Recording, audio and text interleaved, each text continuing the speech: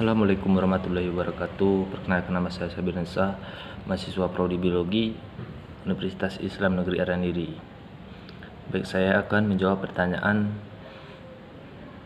mata kuliah pengelolaan sumber daya pesisir. Pertanyaan pertama, jelaskan mengapa pendekatan ekologis, pendekatan administratif penting dalam mengelola kawasan pesisir. Jadi, salah satu penyebab utama terjadinya kerusakan ekologis kawasan pesisir ini umumnya disebabkan oleh akumulasi limbah dari aktivitas manusia di wilayah pesisir sendiri maupun limbah dari aktivitas dari daerah hulu dan hilir yang dialirkan melalui aliran sungai pada suatu daerah aliran sungai. Kemudian pendekatan administratif adalah pendekatan berapa biaya yang digunakan atau susunan apa yang dikeluarkan, kemudian berapa penghasilan yang akan diperoleh.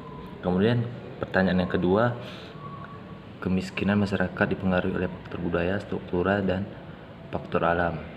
Faktor budaya adalah batok tradisi yang dilaksanakan masyarakat dalam melakukan atau pengelolaan sumber daya pesisir. Dan struktural adalah susunan atau tingkatan yang dilakukan dalam mengelola sumber daya pesisir.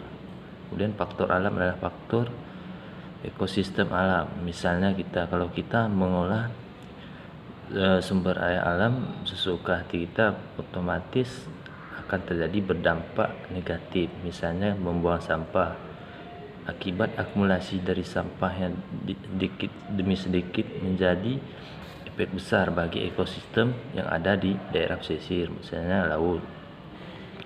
Kemudian langkah-langkah yang efektif untuk diperlukan dalam memberdayakan masyarakat pesisir adalah yaitu menjaga kelestarian alamnya, yaitu dengan cara mengolah ekosistemnya dengan baik, itu pengolahan yang dengan tepat, efisien, kemudian waktu yang digunakan, kemudian seberapa banyak yang dilakukan dalam melakukan pengolahan sumber daya pesisirnya.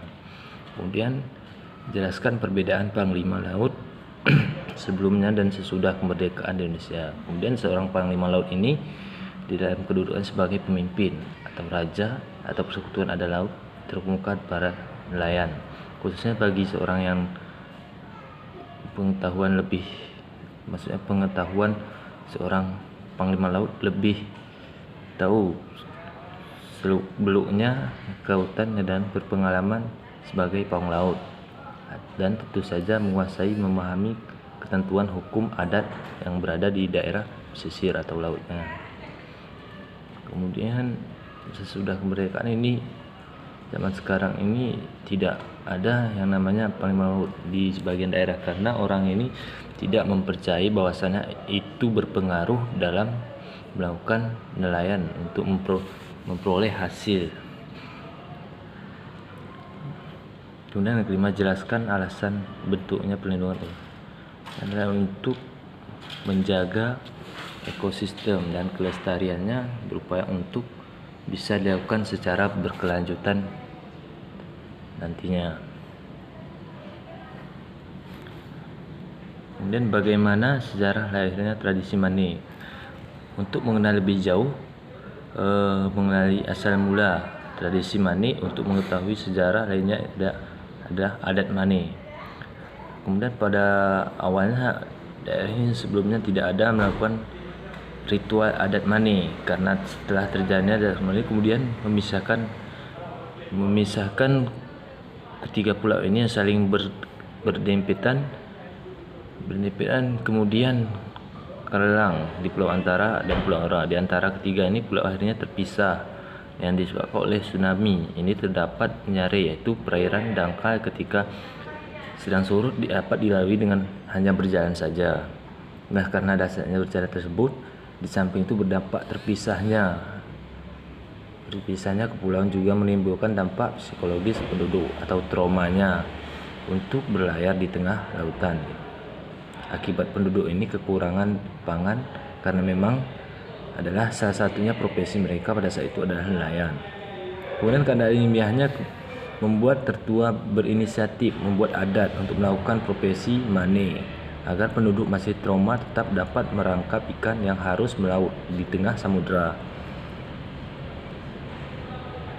Tujuan pelaksanaan festival ini adalah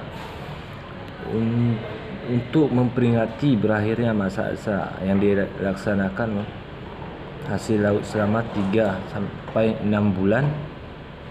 Adapun hakikatnya tujuannya festival ini adalah untuk mengajarkan masyarakat dalam menjaga hubungan dengan alam agar terus lestari, khususnya laut. Sebagian besar masyarakat menyebutnya sebagai ritual perlindungan diri yang dijaga Tuhan sebelum laut. Awal festival ini berasal dari Sulawesi. Ini fungsinya festival ini untuk menjaga kelestariannya yang bisa dinikmati oleh cucu cicitnya secara berkelanjutan. Sekian jawaban dari Sabirinsa, lebih dan kurang saya mohon maaf. Wabillahi taufiq. Wassalamualaikum warahmatullahi wabarakatuh.